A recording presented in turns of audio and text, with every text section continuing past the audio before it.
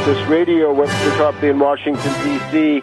Please check tarpley.net for my commentary on Russia Today, recorded in the afternoon on Thursday, May 6th, in the wake of the 1,000-point abyss gaping under the feet of the finance oligarchs. And that contains, in quite concise form, the essential program of what has to be done. Re-regulate.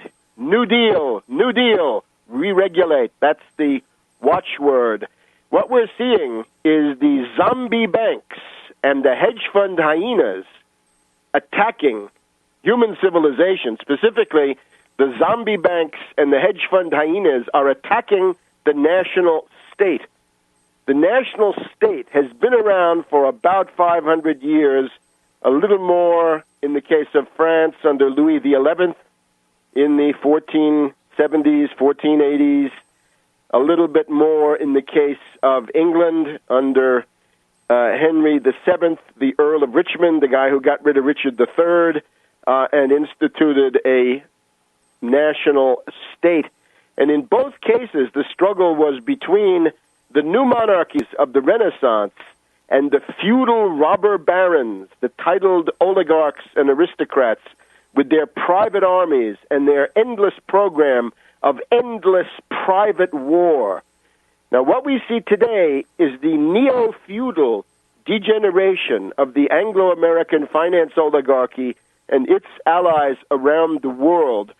These zombie banks and hedge fund hyenas, of course, only exist because of the insane bailout that was put through by Bush and Henry Paulson with the help of Obama, Pelosi, Reid, and so forth in September, October 2008. And nevertheless, their thank you note to you, the taxpayer, is now a frontal assault on the institutions of the national state. And I'm warning people, I realize the pervasive, ignorant propaganda that the national state is a failed institution.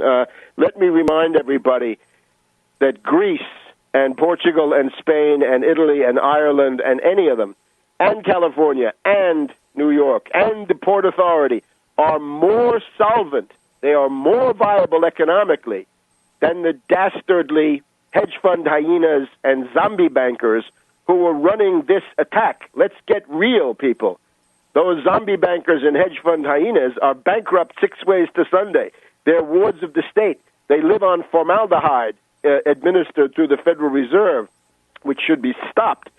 They should be shut down. They are bankrupt. Sheila Bair, Friday afternoon. Do you know where Sheila Bair is? At the Federal Deposit Insurance Corporation.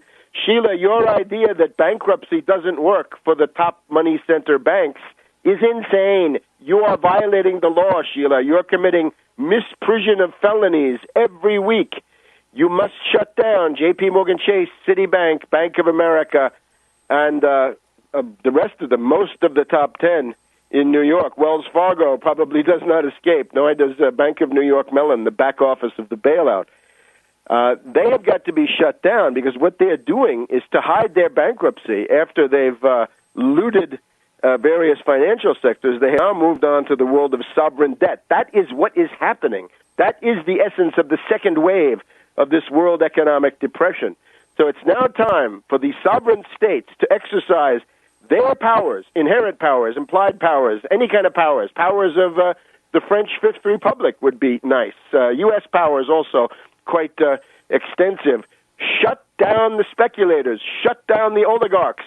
We're told that Greece should carve its own flesh in order to regain the confidence of investors. Wait a minute, investors? David Einhorn of Greenlight Capital, Soros of Soros Fund Management, this Morgan of Brigade Capital, the one who took part in the infamous conspiratorial dinner at Moness, Crespi, and Hart on February 8th, as you can read about in that famous article in the Wall Street Journal. You're going to win the confidence of bandits? You're going to win the confidence of pirates and sociopaths? You're going to make an austerity program so that you can regain the confidence of Bonnie and Clyde and John Dillinger and Captain the Blackbeard of the pirate world and on and on. These are bandits. They're pirates. You cannot win their confidence. This is insanity. It's time to strike back against them, shut them down. And again, the watchword, re-regulate, New Deal, New Deal. Otherwise, you can kiss civilization goodbye. And if you want to know what that looks like, go back to the time of the 100 Years' War, just as it's ending, around 1450, 1460, a terrible low point of European civilization. In particular, those British oligarchs who came back defeated by the French in the 100 Years' War, defeated by Joan of Arc, among others.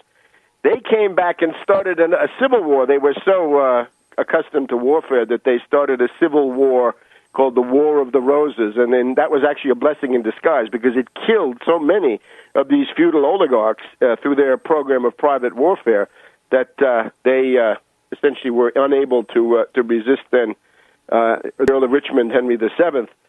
So today, the equivalent of the private warfare of the feudalists and aristocrats of the 15th century, of the 1400s, the equivalent of that is speculation, hedge funds, derivatives, and all the rest of it. So this is now a world economic depression.